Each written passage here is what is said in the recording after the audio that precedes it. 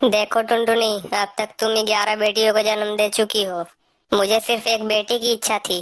और अगर इस बार बेटा ना हुआ तो तुम 1 दर्जन बेटियों की माँ बन जाओगी। और मैं तुम्हें इस घर से निकाल दूंगा।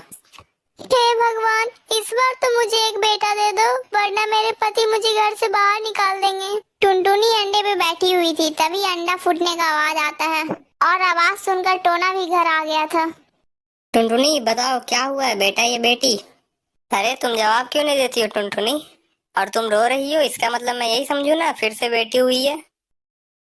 अजी, मैं आपको क्या बताऊं, ये आंसू तो खुशी के आंसू हैं। भगवान ने इस बार हमें बेटा दिया है। अरे वाह। आओ बेटा, तुम मेरे पास आओ। अब से तुम मेरे साथ रहोगे, ठीक है? टुनटुनी मेरी बात सुनो, मैंने तुम्हें अपने घर पे इसलिए रखा हुआ था क्योंकि मुझे एक बेटा चाहिए था। तुम अपनी इन 11 बेटियों को लेकर यहाँ से चली जाओ।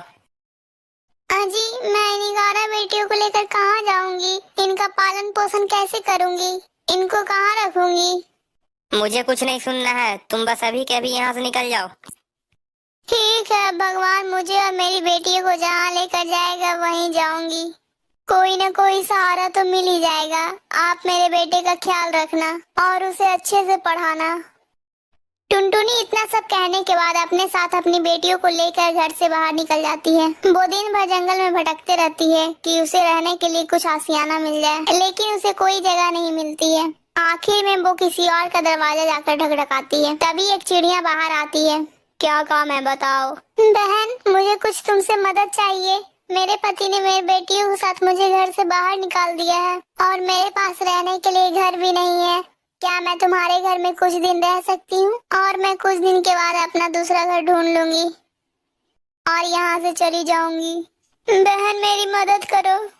अगर किसी के पास घर नहीं है तो मैंने उसे अपने घर में रखने का ठेका नहीं ले रखा है। और वैसे भी तेरी इतनी सारी बेटियां हैं और मुझे अपना घर गंदा नहीं करवाना है।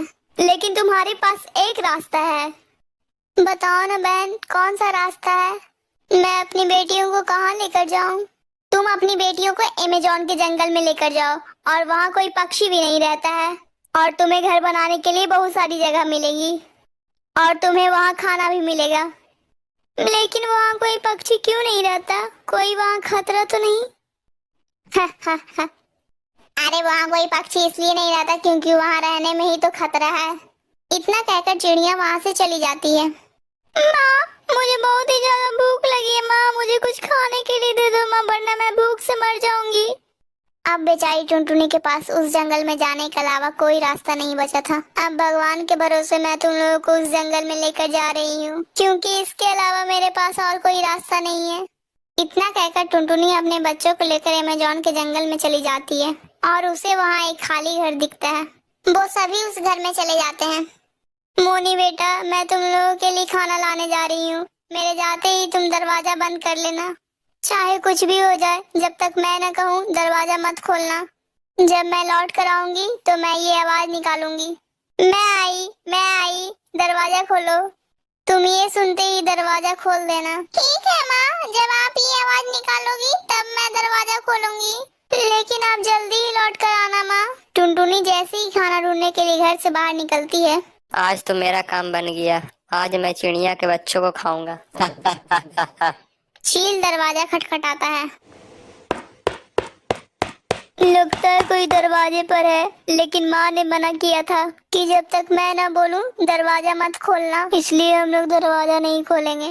ये लोग दरवाजा क्यों नहीं खोल रहे हैं? लगता है इनकी माँ की तरह मुझे आवाज निकालना पड़ेगा, तभी ये लोग दरवाजा खोलेंगे। मैं आई, दरवाजा खोलो, दरवाजा खोलो। मैं तुम्हारी माँ हूँ, दरवाजा खोलो।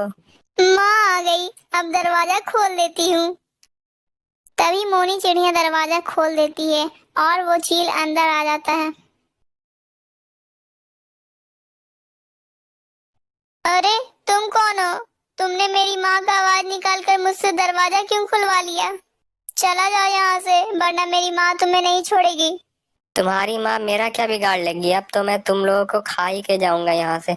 मुझे किसी तरह इसे बातों में उलझा कर रखना होगा। हो सकता है तब तक मेरी माँ आ जाए। अगर तुमने मेरी किसी भी बहन को हाथ लगाया तो मैं ही तुम्हें मार दूंगी। तुम बहुत बोल रही हो, सबसे पहले अब मैं तुम्हें ही खाऊंगा।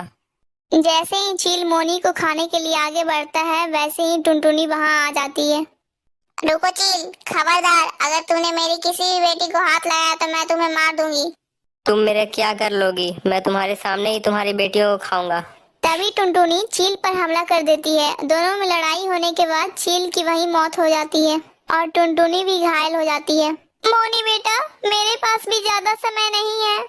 तुम्हारी सुरक्षा करने के लिए अब मैं नहीं रहूंगी, इसलिए तुम अपनी बहनों को लेकर यहाँ से चली जाओ।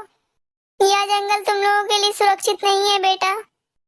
टुनटुनी जब बोल ही रही थी तभी उसकी मौत हो जाती है। माँ, आप हमें छोड़कर चली गई, अब हम लोग आपके बिना कैसे जिएंगे माँ। तभी सभी बेटियां उस जंगल को छोड़ देती है। मोनी दूसरे जंगल में एक घर ढूंढती है और सभी बहनें मिलकर मेहनत करती हैं। एक दिन उन लोगों को एक बूढ़ा चेड़ा दिखता है। तभी मोनी उसके पास जाकर बैठ जाती है। आपको क्या हुआ है? आप रो क्यों रहे हो? बेटा, मैं अपने बुरे कर्मों का सजा भुगत रहा हूँ।